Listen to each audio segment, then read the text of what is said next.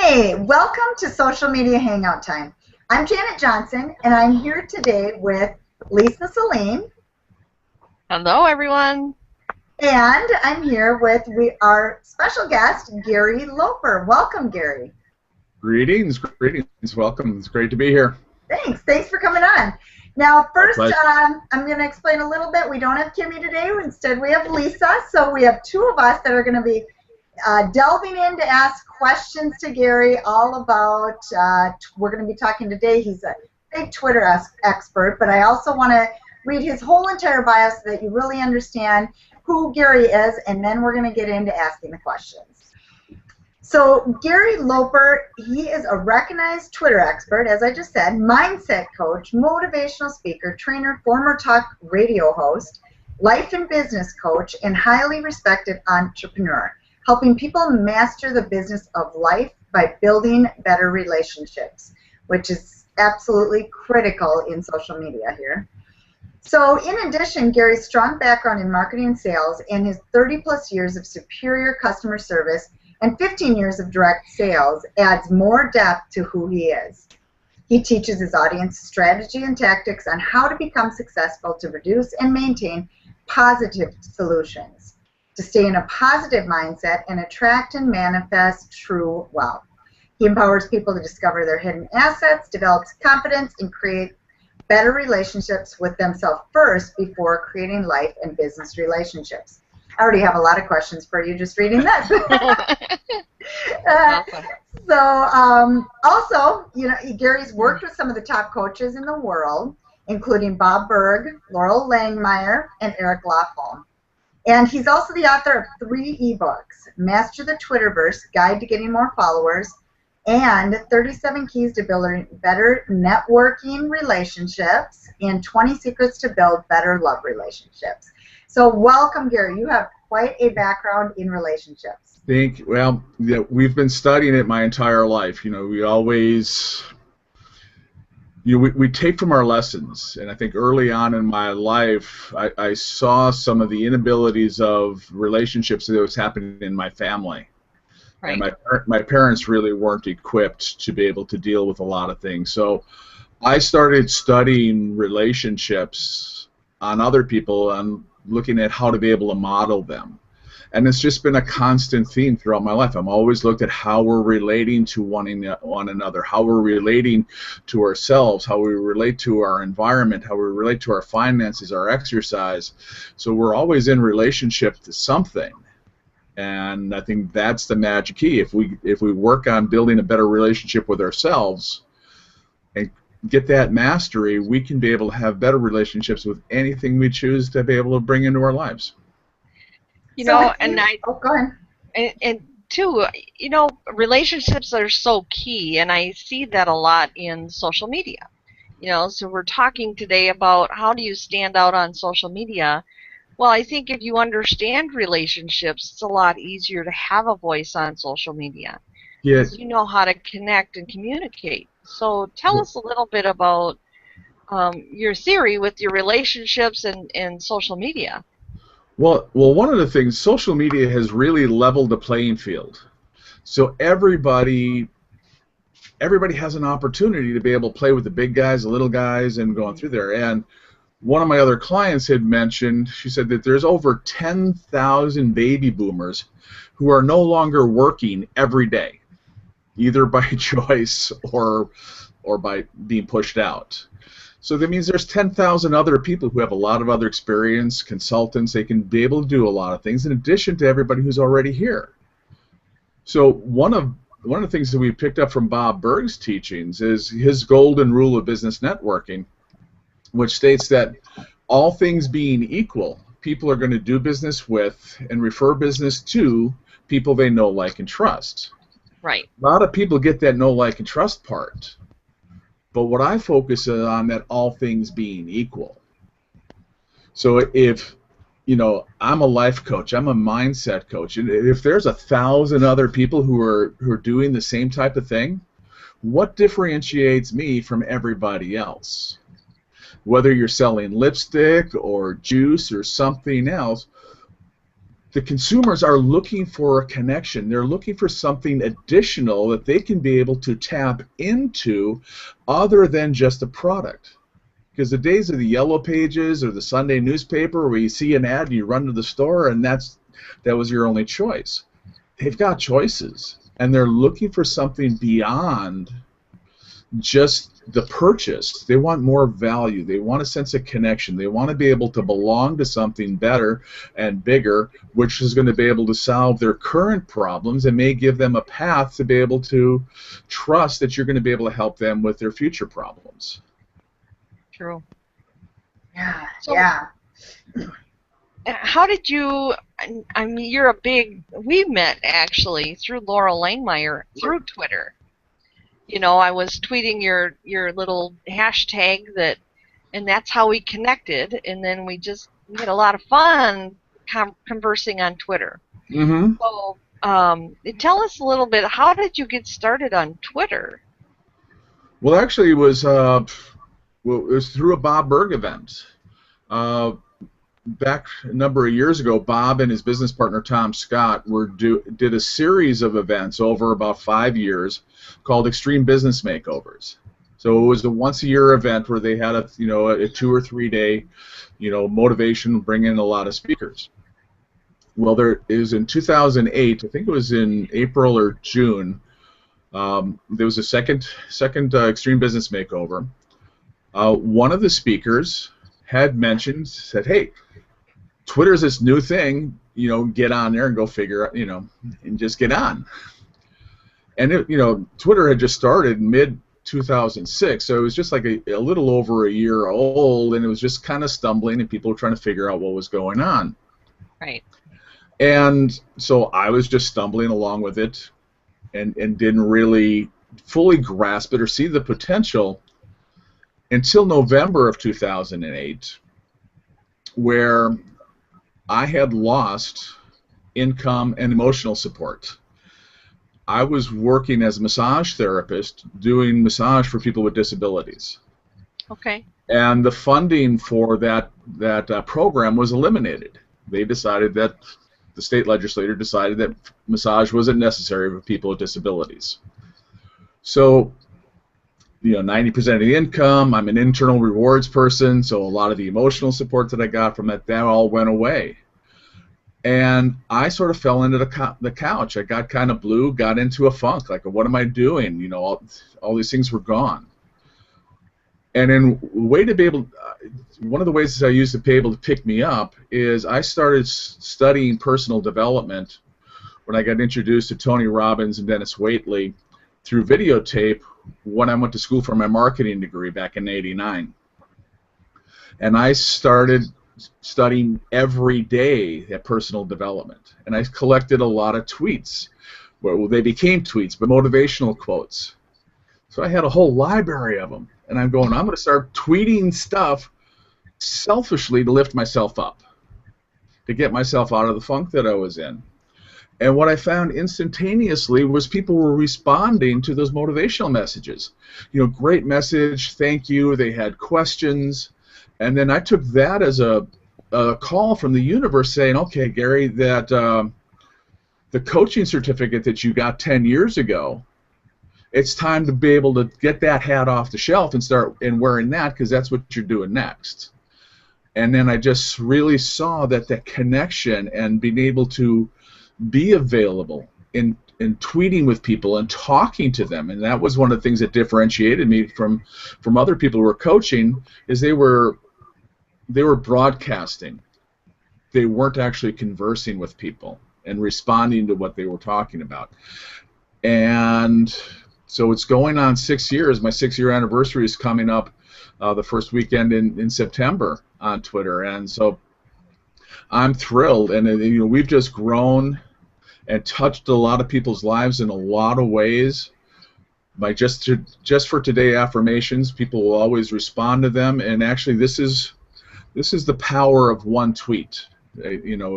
So look at my blog post. Look for never underestimate the power of a single tweet. Right. And what happened was there was a young girl who was contemplating suicide. and she was ready to be able to take her life. And then one of my tweets, which was automated, so I didn't control it. I didn't say, okay, you're scheduled to go at this time.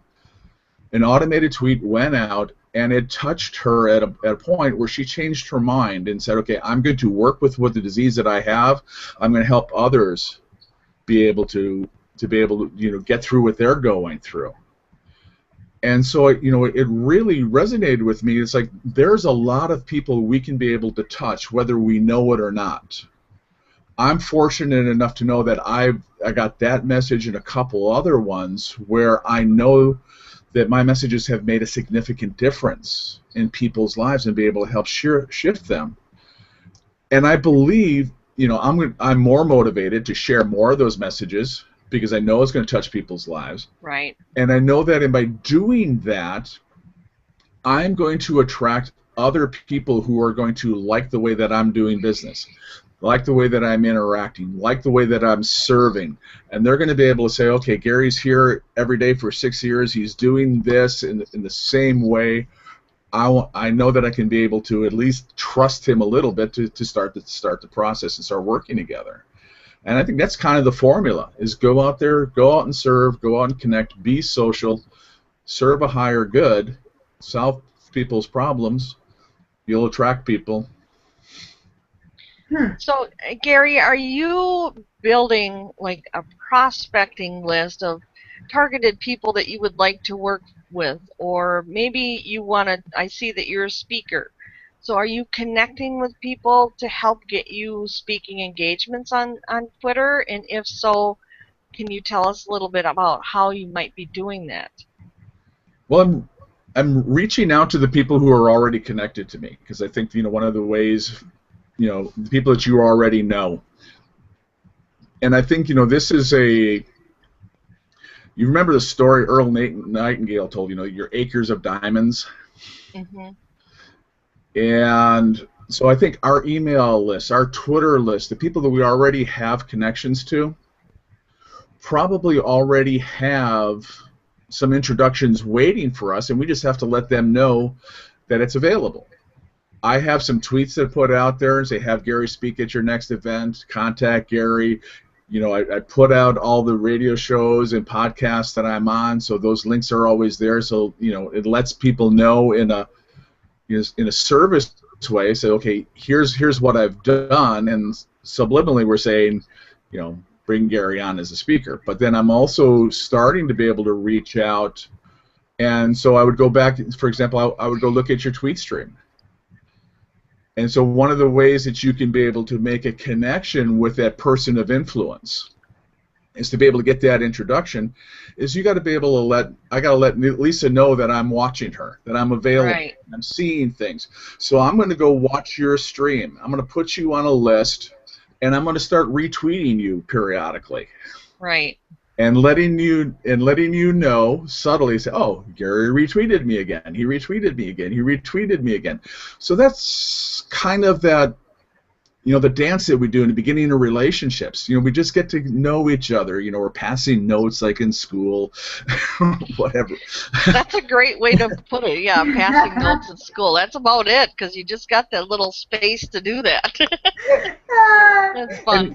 And if you just start making those little connections and start getting, just refreshing them and say, oh, what's going on, and then gives you both a chance to be able to check each other out and be able to say, all right, what's going on? And then once you establish that relationship, you have something, then you invite them for a Skype call or a phone call and start exploring what you can be able to do.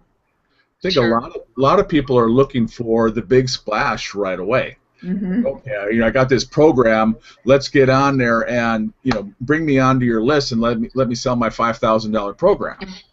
Well, that's like kind of asking. That's asking for marriage. One of Laurel's things. Mm-hmm. It's asking for marriage on the first date. Right. Sometimes it does work.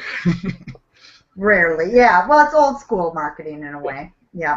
But what you want to be able to do is you need to be able to build that relationship, foster it, and it's like closing the deal on the first date may be fun and exciting on the first thing, but dates that take 5, 10, 15 dates to go through there before the deal's closed. Yep. is much more enhancing for both people. So when you start out doing something small. Start sharing each other's links on Twitter. Do a little highlight in your email on how you can be able to. Hey, Lisa's got a new program. Janet's got something that you need to be able to take a look at. And that way, you're doing a little small thing. See if it works out. See if you're both talking the same kind of language, have the same kind of ethics, and want to be able to continue working together before you take that next step. Love it. Now, are you, Gary, you're talking a lot about Twitter, but could this pretty much be brought to any platform that you focus on, be it the Google Plus platform that we're using right now, or even Facebook? What are your suggestions there to other than Twitter? It's a secret. It's a secret, but it works also in real life. Oh, true. That's a good point. It's basic relationships, and just because it's over a computer, I think people forget. It's not B2B or B2C. It's P2P. Sorry. You're right. People to people, right? Yeah, definitely. People, and it's. And somebody would say, well, my customers aren't on Twitter or something else. It's like, well, no, they are. They just aren't your customer yet. Not yet. And if you look at the power of these things, and the same rules apply whether you're dating on Twitter or Facebook, LinkedIn, whatever it is. It's still about building connections, understanding that everybody has a primary need to be validated, heard, and understood. So if we look at first, using these go-giver philosophies, is look at how can I serve you? How can I help you first? And look at it not so much as, okay, what can I get? But what can I give to other people? And right. if you make that a focus and you work on giving as much as you can give, and not for the sake of getting something, but knowing, this is important, knowing that something else is coming to you. I think Bob calls it the law of left field, where things will come from unexpected places and unexpected time and unexpected people. If you just plant enough seeds, some of them will start blossoming for you. If we could talk about planting seeds, there's a lot of discussion is, yes, people to people build relationships. However, a lot of people are busy. So what is your feel or your take on automating some of the tasks that you need to do to publish some of the tweets or publish some of the Facebook updates? Because you hear conflicting information from people. Some say, well, it doesn't make you look real. But the other thing is everybody's on social media at a different time. So I think there are certain platforms, and there is a need to automate some of that. Well, it's one of the things that it's not an either or, it's an and. You blend the leverage of technology to be able to go through there. When I first started, and it still is a little hard for me to be able to press the enter button when I'm promoting something. Right. I have a little anxiety about going out there and doing that self-promotion. So for me to be able to load my blog posts and my radio interviews and all of those other things that I would hope people would click on, for me to automate that takes away that anxiety for me. Oh, that's good. Yeah. And it's important. Yeah. Mm-hmm. So that's one thing, especially for a lot of new entrepreneurs. I've worked with a lot of healing arts people, so they have that reluctance to be able to do some of those things. But you also want to be able to look at it. One of the clients that I worked with, because I also automate several clients' accounts, and she saved over 30 hours a month when we automated her account. She was looking for her tweets, compiling her tweets, writing her tweets, scheduling them up so they would be able to be spread out during the day. And she figured there was about 30 hours a month that she was doing that and compiling all that information.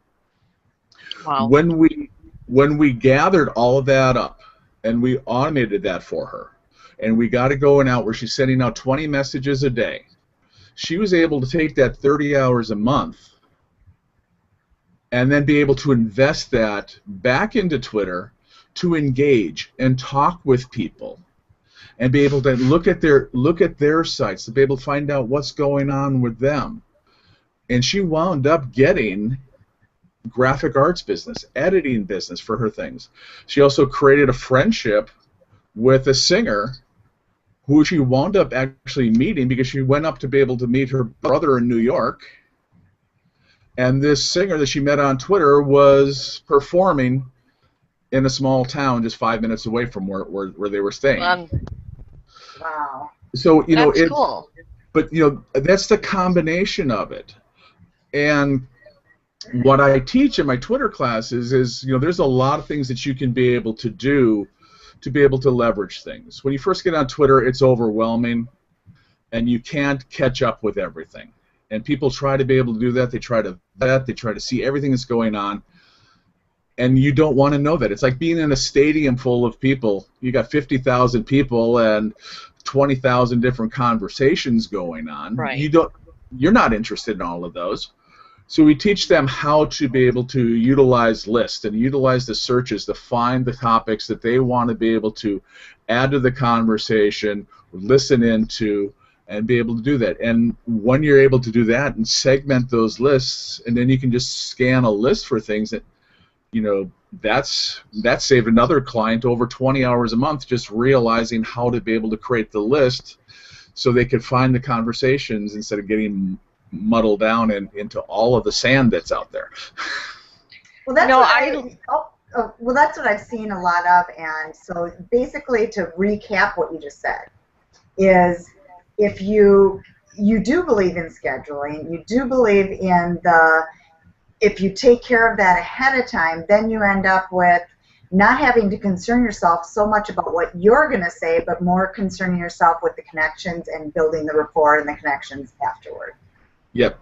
And yes, exactly. And what I shared with the young lady in the suicide. So my Just for Today affirmations, my Twitter tips, a lot of those other things are, again, there's automated. And again, I'm going to expand my schedule because now with over 116,000 people on my main account, I've got people all over the world. And so when I realized that there's a lot of, for lack of a better word, voyeurs, there are people who are watching what you're doing, what you're saying. They may never do business with you, but they're watching what you're doing. And if we start expanding our presence and we start having people in the UK and Africa and Australia and India who are all watching our stuff, why don't, I figured out, why am I not scheduling things to be able to go out there to make it easier for them to be able to see some new content and be able to broadcast when they're going to be able to see it, and thus expanding my reach and my market. People will get my ebooks, they may take my classes, we may create partnerships in some other way, and it's just like the world's just opened up. It's great information. I love, Twitter too. One of the things that I really like is the tweet chat or the hashtag where we're following for events. And if you have a Twitter hashtag or a hashtag for an event, and you do that before the event, and I've had a lot of success with connecting people that I hadn't known before, and then I'd hop on Twitter and we'd introduce each other because we're going to an event. It's so much fun. It's like seeing an old friend when you're in a live stadium or at the hotel, or here you connect with them before, and so just gets that kickstart to an event. I just think it's a great way to build camaraderie if you're hosting an event. It is, and there's so much, but I know that, again, with Extreme Business Makeover, the third year, that's when they really started embracing Twitter, and they started using the hashtag XBM. And so they started doing some the promo for it, and so there was a lot of other connection.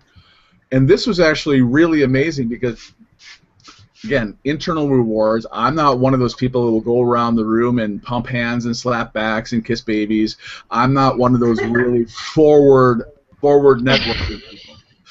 Yep. I I have more of a tendency to be able to go find a strategic place where I can be able to be seen and allow people to flow to me.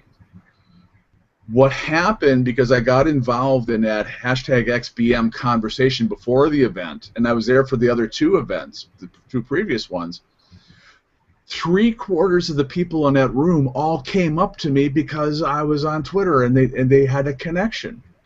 Yep. And it was amazing about some of the stature of the people that I connected with, and I didn't realize their stature. It's just like, okay, it was just Lisa, it was just Felicia, it was just Rebel, it was just these people that I was talking to. I had no idea about their experience or anything else. It was just that P2P again, and so hashtags for events like that are essential, and that hashtag for that event lasted probably a couple years past the event's life. That's cool. It is. That's amazing. But you kind of brought it to the P2P, like you said. You brought it off of Twitter and brought it live, which is, even an extra connection, which is incredible. But they came to you because you were connecting and conversating before this even happened, correct? Yeah, exactly. Now, what would you say other than, I think you've kind of answered this, but I do want to reiterate it because I believe you've answered it, but I'm going to have you re-answer it. What is going to make you, what do you think it is? What would be a magic key you could tell our audience that would, and nothing's magic in social media, but tell our audience what would make them stand out the most? What is going to make them unique in the social media world? Probably, well, what's great about social media, and especially as Twitter, and if you go back and look at some of the interviews with the Twitter founders, they founded Twitter to be a virtual town square. So it's anything for anybody. So people can be able to come in and you can be able to sell your jelly, sell your sweaters, sell your rugs, sing a song, talk of politics, whatever it is. And so there are a lot of different things that work for a lot of different people. But I think that part we talked about is that differentiation. Is what is it about you that drives you, that motivates you, that helps the conversations? One of my friends, Felicia Slatterly, is a speech and communication coach. So she shares a lot of things about how to get your signature speech together and a lot of things about those presentations. A couple of years ago, she had a bout with lung cancer, never smoked, had anything else, and she wound up tracing that back to a gluten reaction. Wow. So she started talking about her whole episode with the whole diagnosis, going through the treatment, all these other things, talking about gluten and looking at healthier lifestyles. So it's really, that's just an example. What are you passionate about? What else it is about you that makes you stand out, that makes your friends find you fascinating? Integrate that into your stuff. One of the other social media tools that I use, I see a lot of the people's different profiles, and they just become news feeds. They got RSS feeds in, and there's no personal engagement. There's no talking. Say, go look at my page and retweet something. And go, well, there's nothing here. There's nothing here that I can be able to go grab that in a sense is like, all right, I want to be able to introduce my audience to Lisa and Janet. So here's a little thing. Here's a little quote. Here's something she personally said. So go take a look at it and allow them to be able to go find your stuff. And I think that if people really look at coming from service, helping other people, if you put that as a primary thing, you'll attract more. This is another lesson.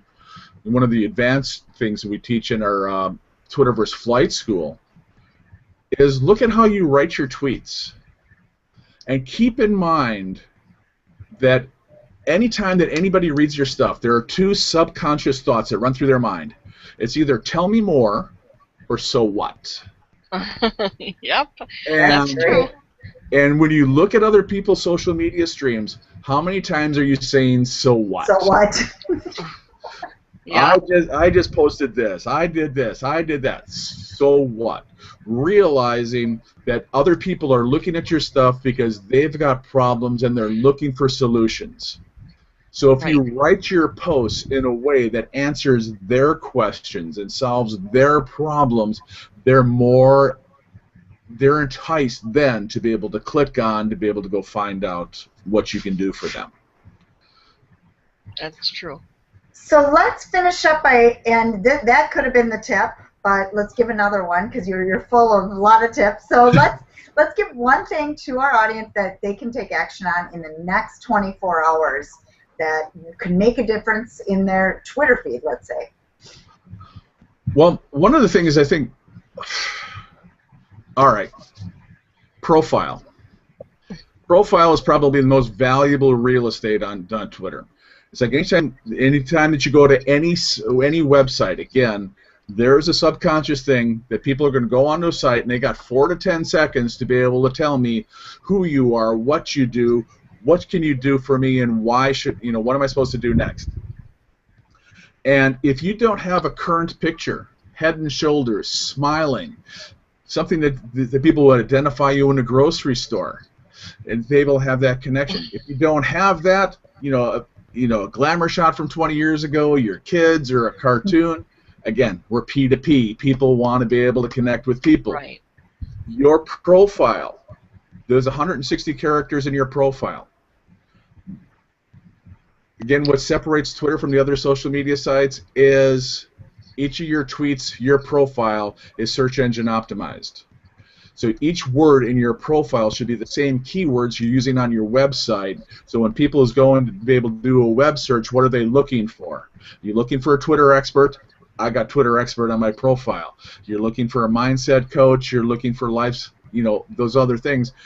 Look at having those keywords in your profile so people can be able to find you through Google or Bing searches, or Twitter search is absolutely incredible to be able to do that. And if you make that connection, take out a lot of the superfluous words, I like to, or I work with, and you got 160 characters.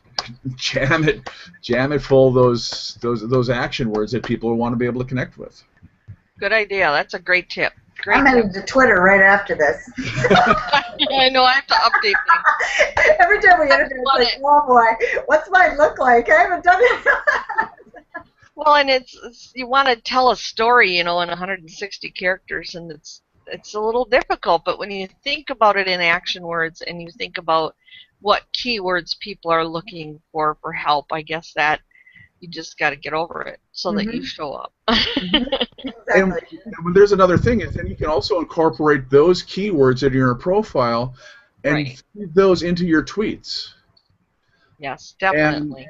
And so, if you integrate that into your tweets, again, that just increases your searchability so people can find you.